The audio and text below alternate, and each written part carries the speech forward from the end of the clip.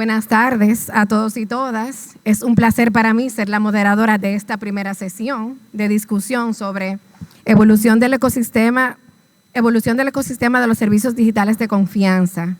En este panel contaremos con la participación de destacados expertos que nos compartirán sus experiencias y conocimientos, los cuales son ingeniero Fernando Eduard Calderón, director de Tecnologías de la Información y Comunicación del Centro Nacional de Registros de El Salvador.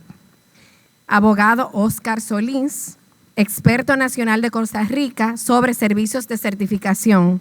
Antiguo director de entidades de certificación del Ministerio de Ciencia, Tecnología y Telecomunicaciones del MISIT de Costa Rica.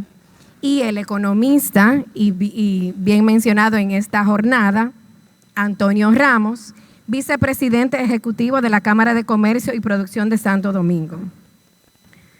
Por favor, si pueden ocupar las sillas, gracias.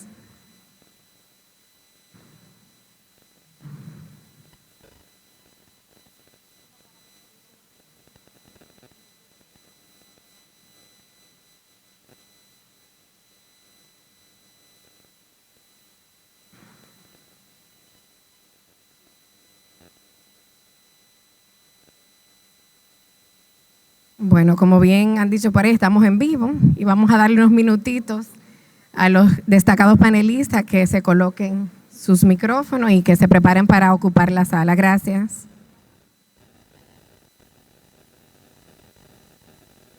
Sí.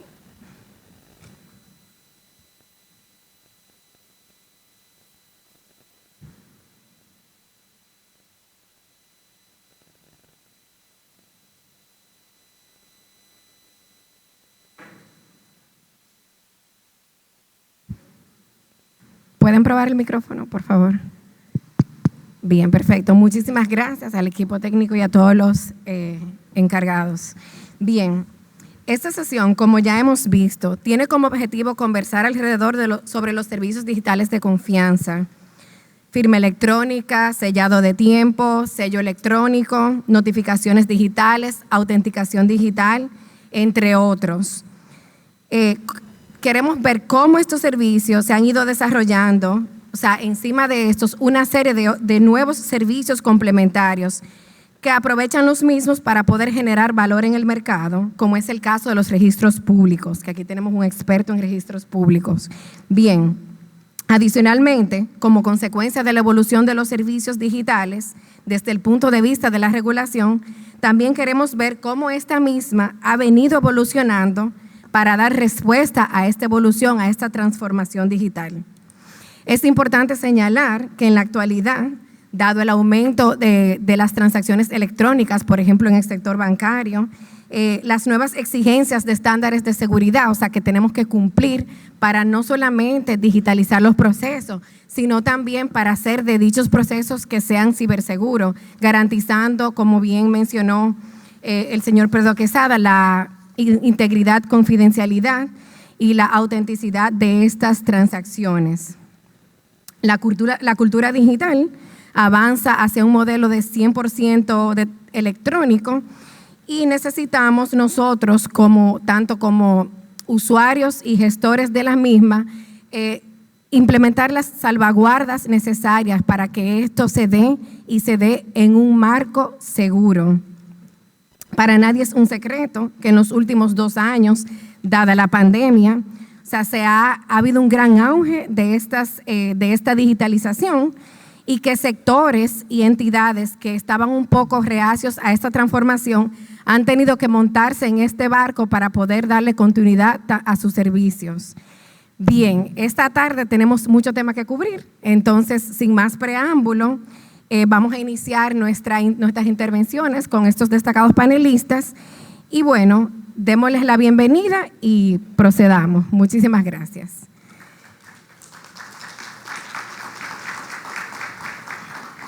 Bien, iniciamos con el señor Fernando. Fernando, tú que vienes del sector particularmente regulado, de un sector que es bien regulado, como es el caso de los registros públicos, ¿podrías contarnos un poco qué es el CNR, que son las siglas de la entidad en la que presta los servicios, y el proceso de transformación digital que esta entidad ha venido llevando a cabo. Adelante. Gracias. Bueno, primero, muchas gracias por la invitación para estar en este foro. Creo que es importante para nuestro país aprender de ustedes. Somos, creo yo, que el último país en haber adoptado la firma electrónica. Y considero de que ya hay mucho camino recorrido del cual nosotros podemos aprender y poder seguir transformando nuestras instituciones y nuestro país.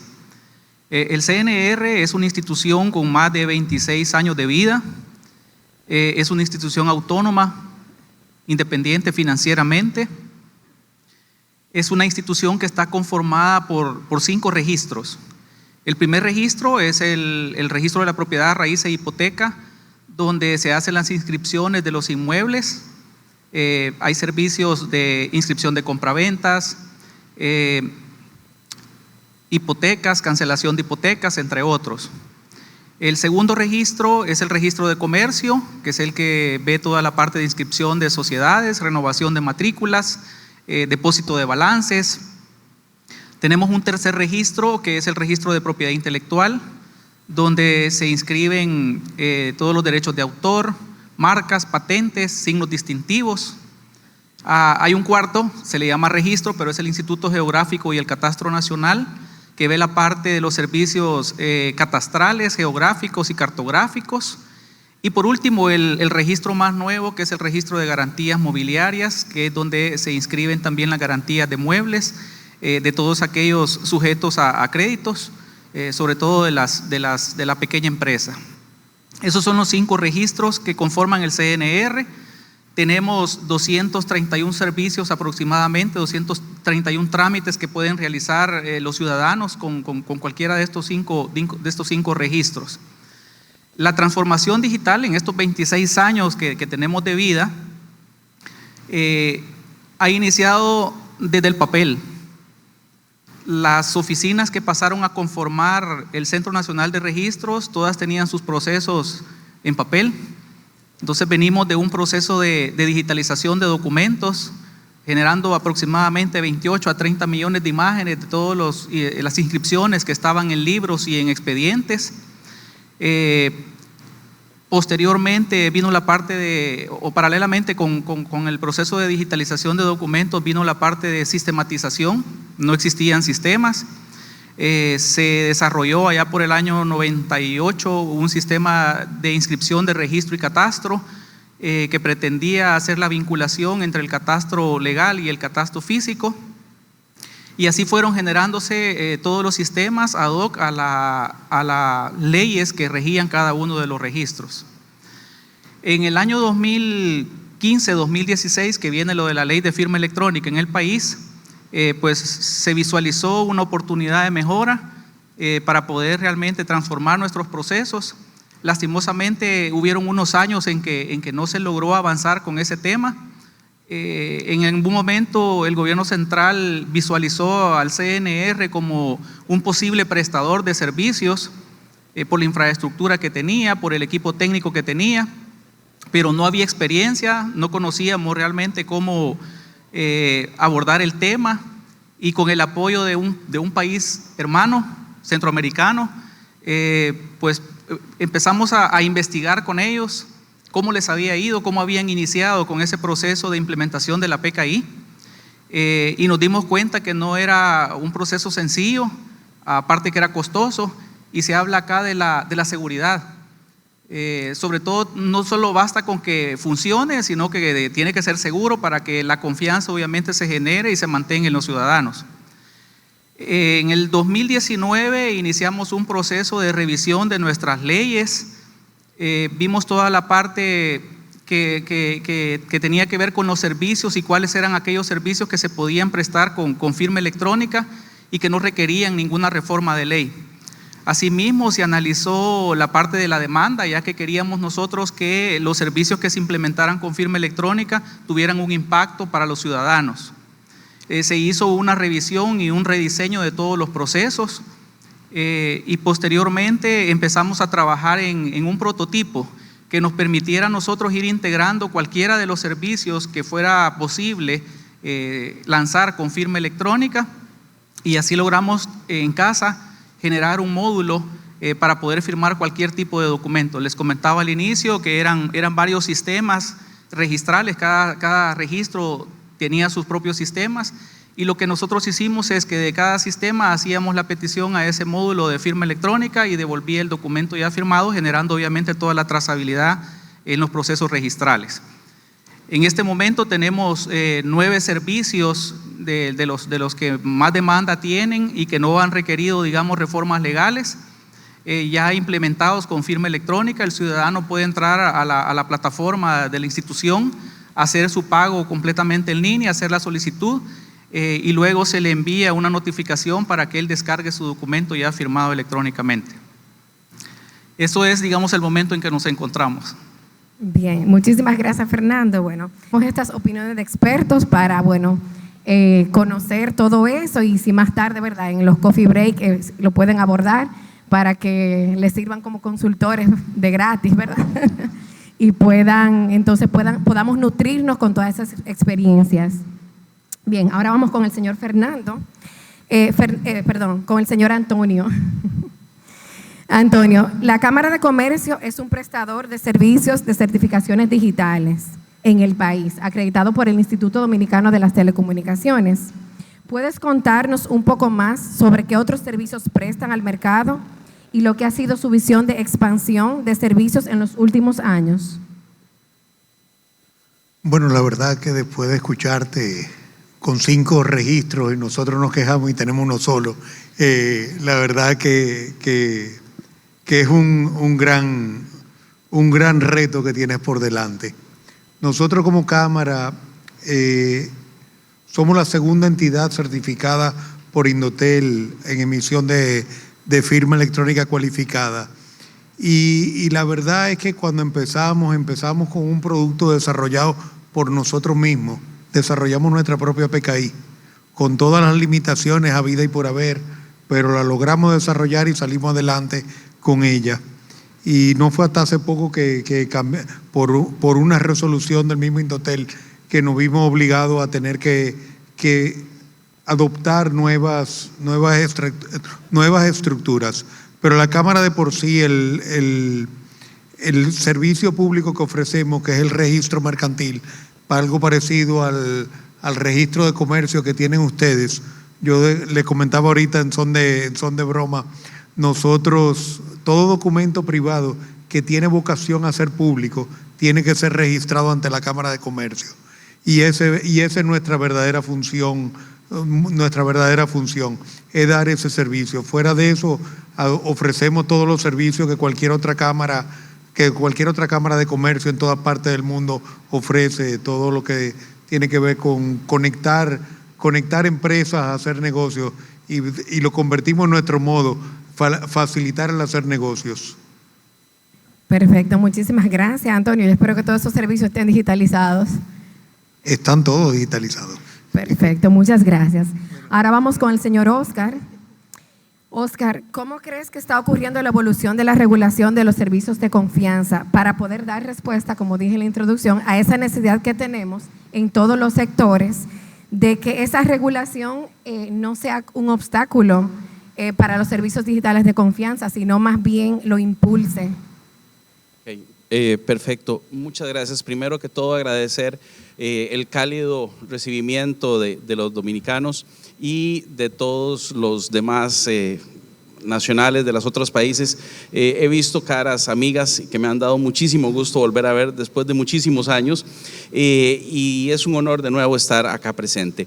Para ver la evolución del sistema de certificación de confianza, lo vemos, o lo voy a plantear desde un punto de vista de cómo inició en Costa Rica.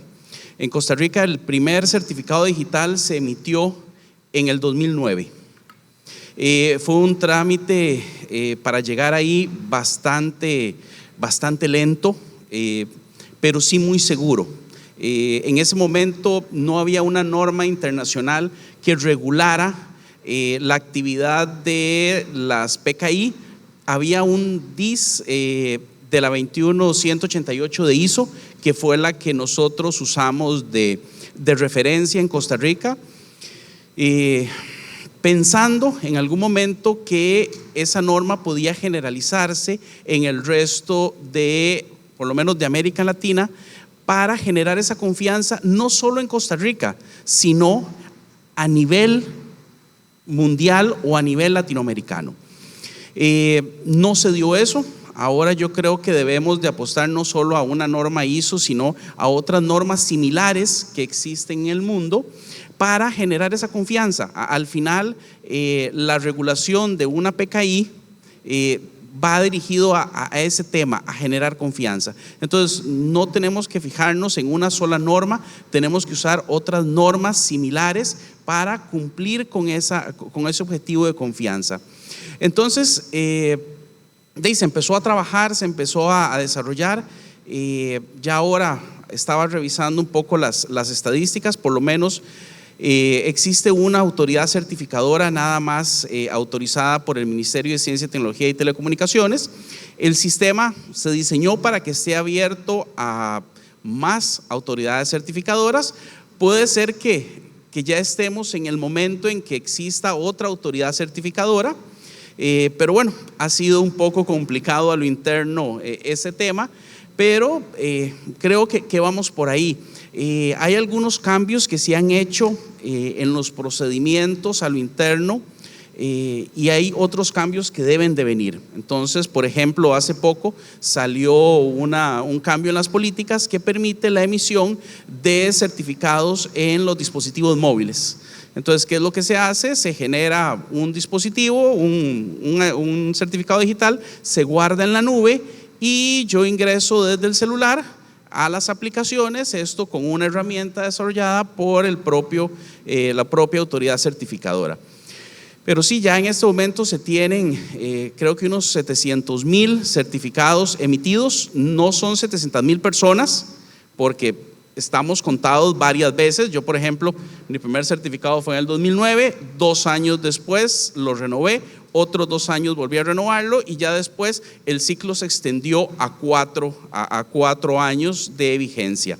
Existen por ahí otros tipos de certificados que honestamente se han dejado de lado, a pesar de que la ley lo autoriza y el propio sistema, digamos, lo faculta para hacerlo, que es la firma digital simple o la firma electrónica, como es generalmente llamada, pero no ha sido utilizado ni ha sido explotado. Hablaban hace un rato del tema de la masificación. ¿Por qué no se masifica esta herramienta? Porque al final, ¿en dónde la usamos? Si no tenemos muchas aplicaciones en qué usar la firma digital, vamos a entrar en un círculo vicioso de ¿para qué la compro si no tengo en qué usarla? Y las instituciones dicen, yo no genero aplicaciones porque la gente no la tiene. Entonces es una situación difícil, pero sí hay que irse adaptando.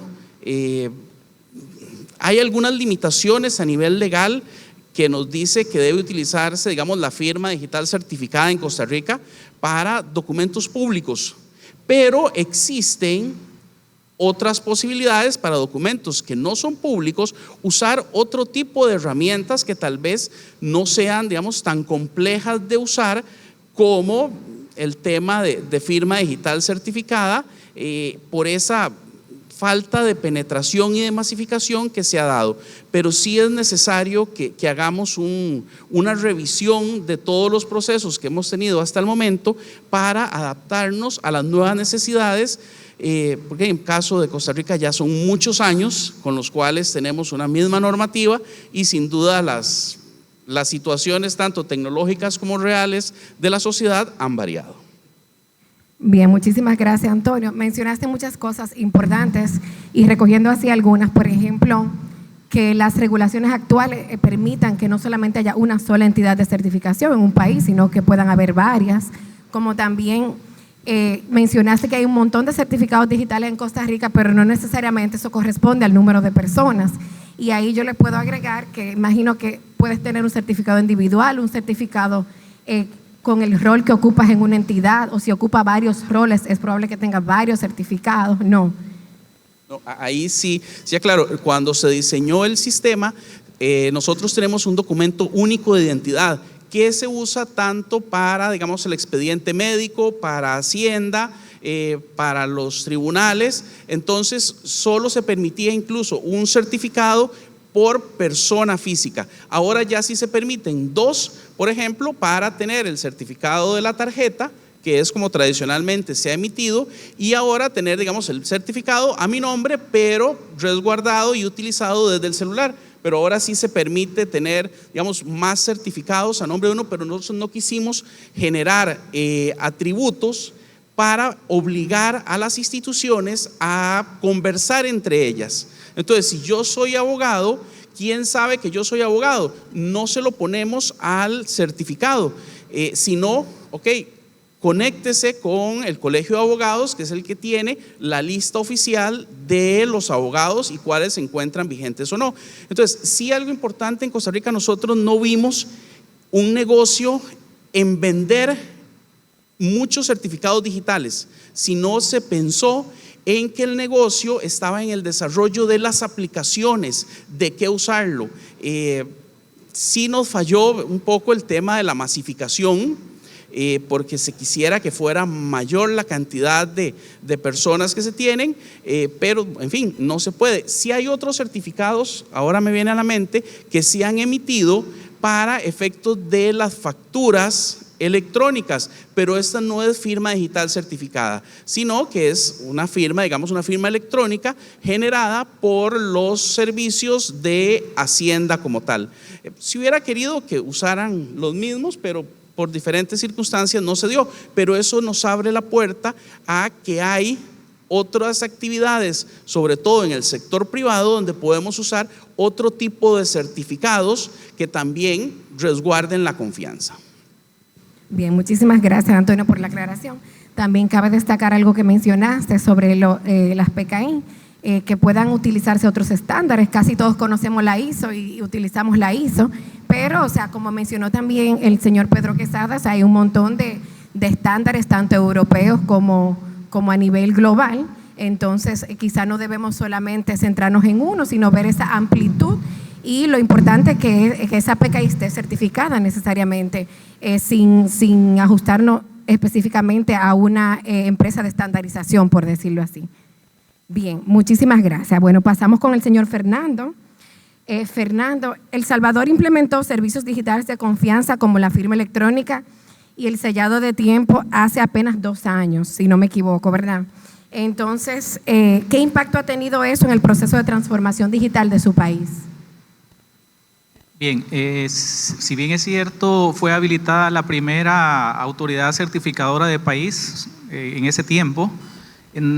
Como institución, nosotros veníamos trabajando 2, 3 años atrás, como les mencionaba, preparando la plataforma y cómo se iban a integrar todos esos servicios que utilizaban firma electrónica. Esa plataforma hace uso de los API que proporciona la autoridad certificadora.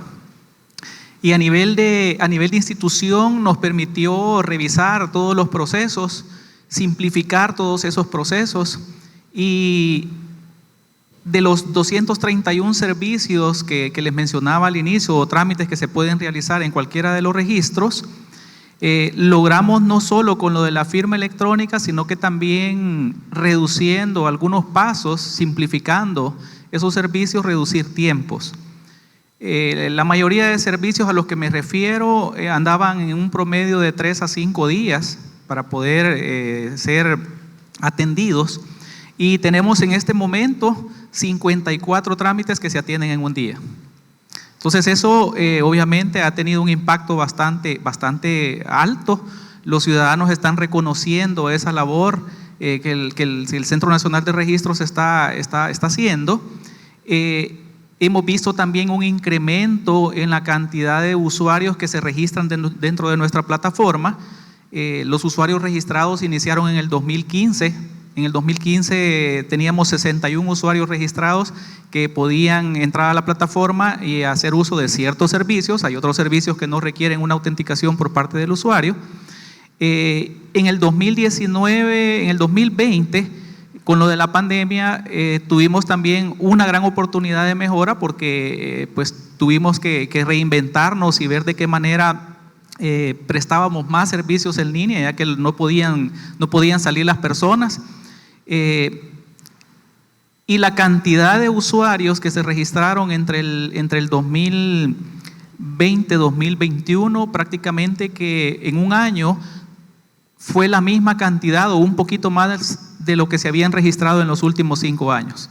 Entonces vimos la oportunidad que sí, los ciudadanos aceptan bastante los servicios electrónicos, creen y confían en los servicios que se están prestando con firma electrónica. Bien, y para agregar, ¿qué tal con la experiencia en la nube, de esa certificación digital en la nube? Con los servicios. Con los servicios electrónicos en la nube. Con los certificados en la nube. Correcto, correcto. Bueno, nosotros no tenemos, digamos, experiencia utilizando el modelo tradicional, que es utilizando un smart card o los tokens. Sin embargo, te decía de que unos años atrás tuve la experiencia de visitar este país que nos acogió y nos mostró cuáles eran los aciertos y los desaciertos que habían tenido. Y obviamente había un tema de que el usuario se le complicaba un poquito tener que cargar la lectora de la tarjeta, o si olvidaban el token decían, ¿y ahora cómo firmo? Nosotros hemos visto en el uso de los certificados en la nube como una gran ventaja. Tenemos 232 certificados solo de funcionarios públicos.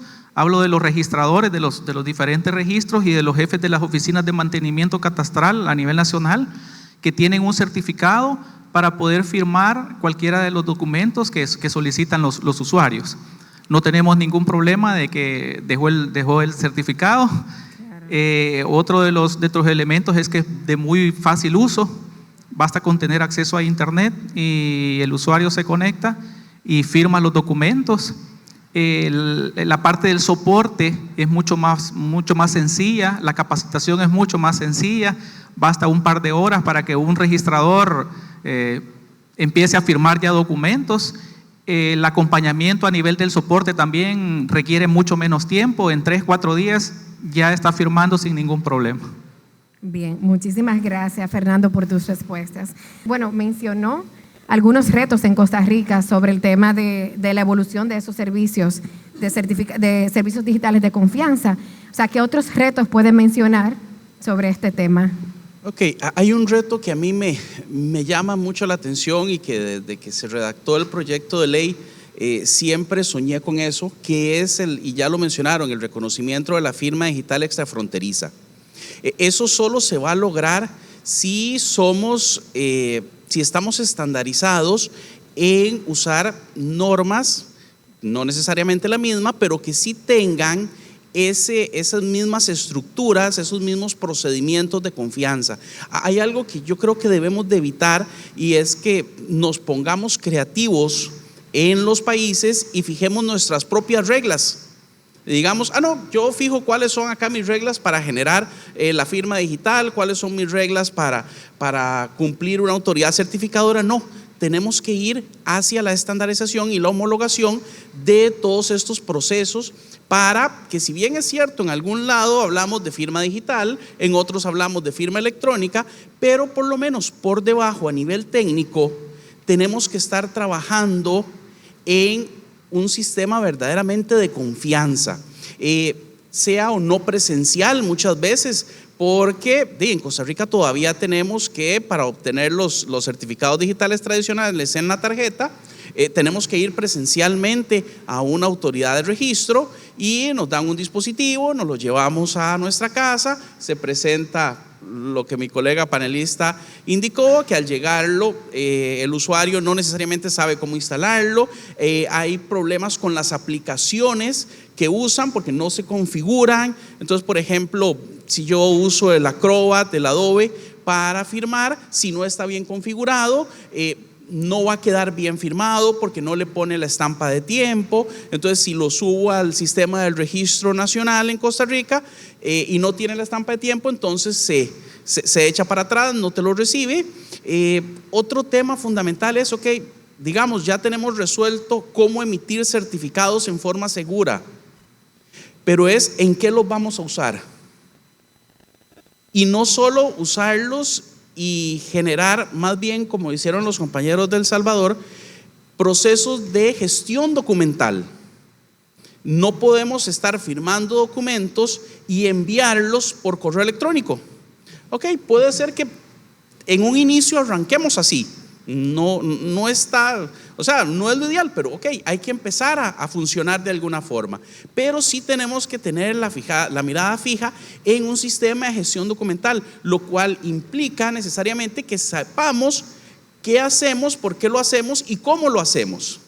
Porque no es llevar lo mismo que tenemos en papel y hacerlo en versión electrónica. ¿Por qué? Porque hay procesos en versión electrónica que se pueden hacer en paralelo y no en forma física, que es el documento va de un escritorio a otro.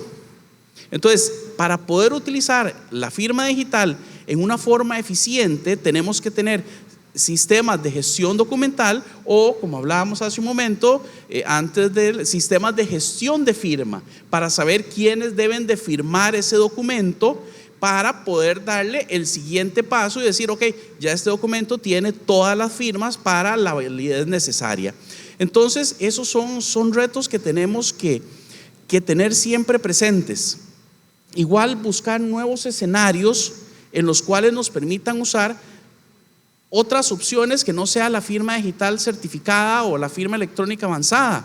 Okay, si tenemos obligación de ley, bueno, ni modo, salvo que se cambie la ley, pero podemos tener escenarios diferentes en donde podamos utilizar y masificar estas otras versiones de firma electrónica para ser más eficientes y adaptarnos a las necesidades tanto de los administrados como del sector privado.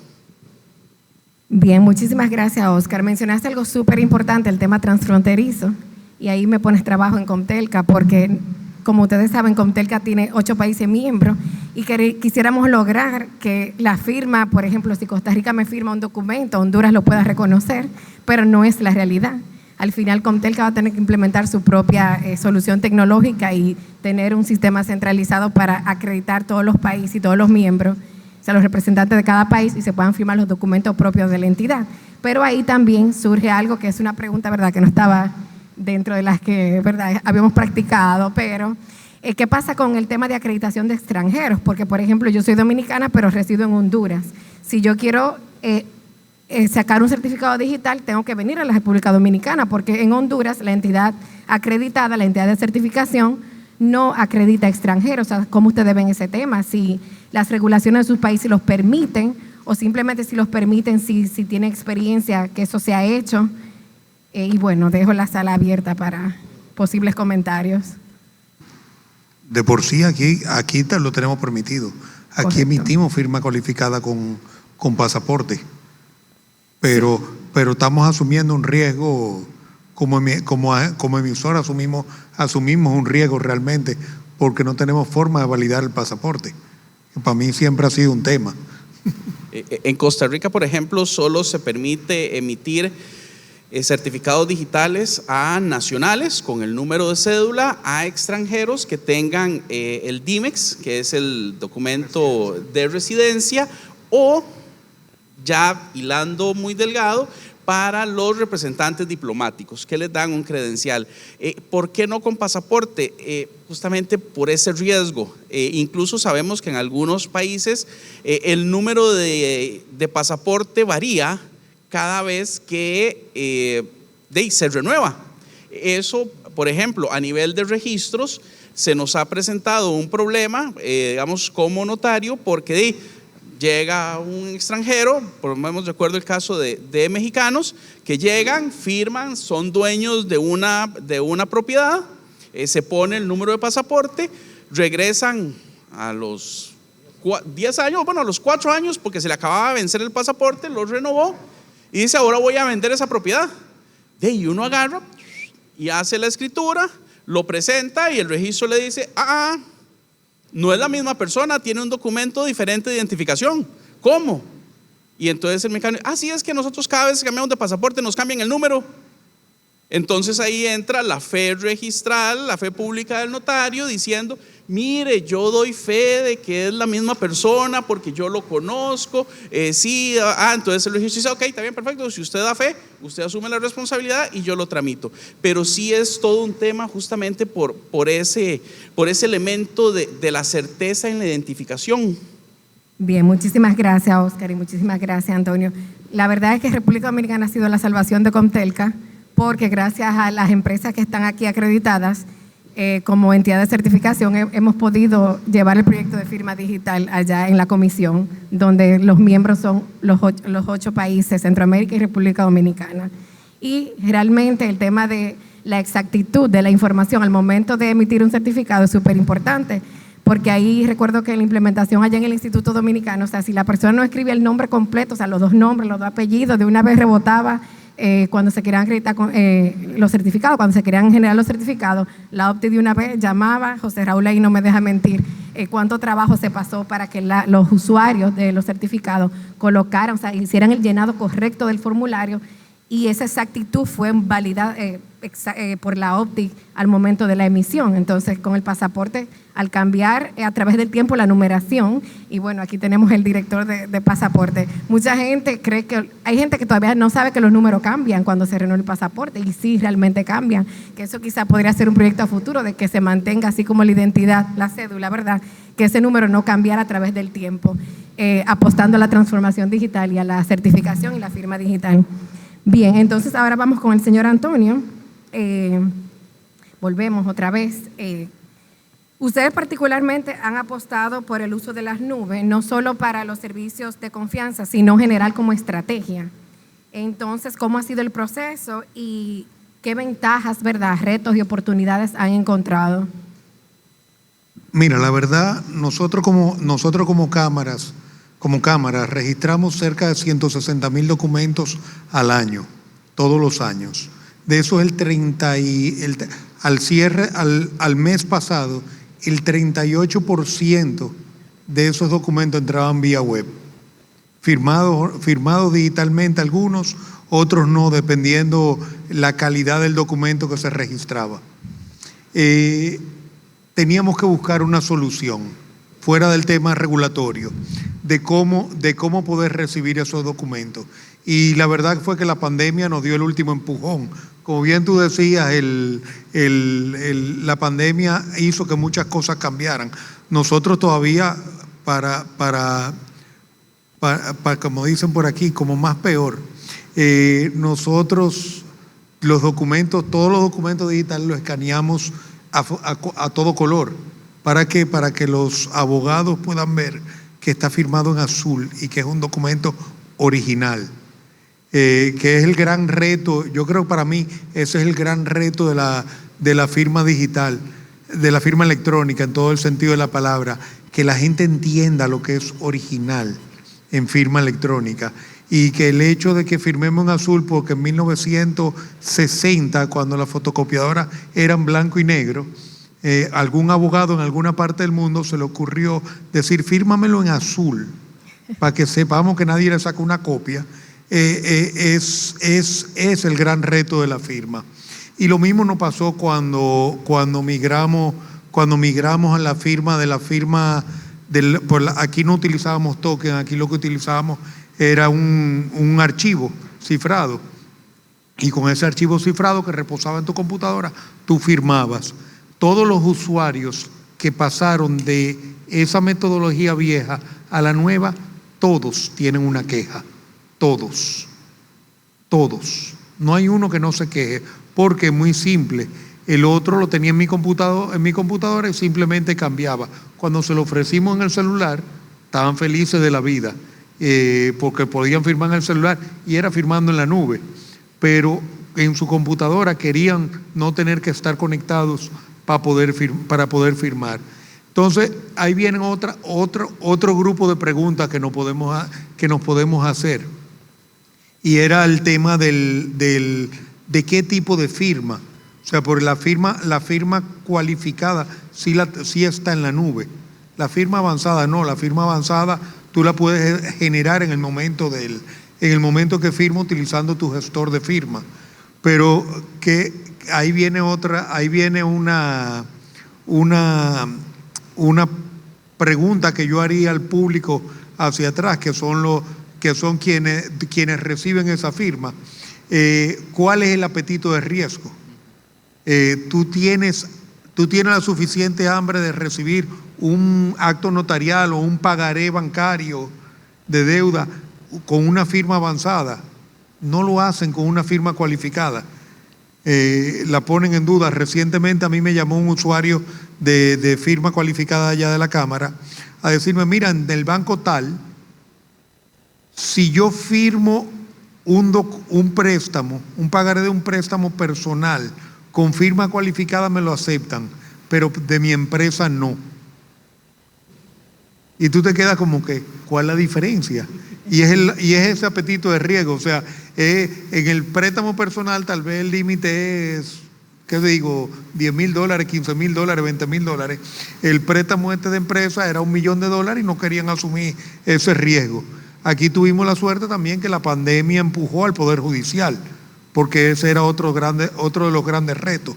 Cómo el Poder Judicial entendía lo que era una firma electrónica. Había que hacer un proceso de educación y todavía estamos hablando de eso y ya tenemos 3 años arriba y los jueces aquí todos firman con firma cualificada. El asunto es llevar las pruebas, todo ese tema, todavía queda mucho camino por delante. Bien, muchísimas gracias. Entonces, aquí surgen un montón de preguntas, por ejemplo, ¿qué reconozco? Si la puedo mezclar, la manuscrita con la digital, ¿dónde queda la figura del notario? Suerte que acá tenemos abogado, economista e ingeniero. Entonces, bueno, entre ellos formamos el triángulo aquí en este panel, el triángulo de la tecnología y de las telecomunicaciones. No sé si el abogado quiere tomar la palabra. La del notario déjala tranquilita ahí guardada. No sé si el abogado quiere tomar la palabra para el tema de cuando es un préstamo de $1 millón o el alquiler de una casa. O sea, ¿la reconozco o no la reconozco? Ok, muy cierto lo que dice acá. Okay, ¿cuál es el apetito de riesgo? O sea, ¿hasta dónde quiero asumir yo ese riesgo?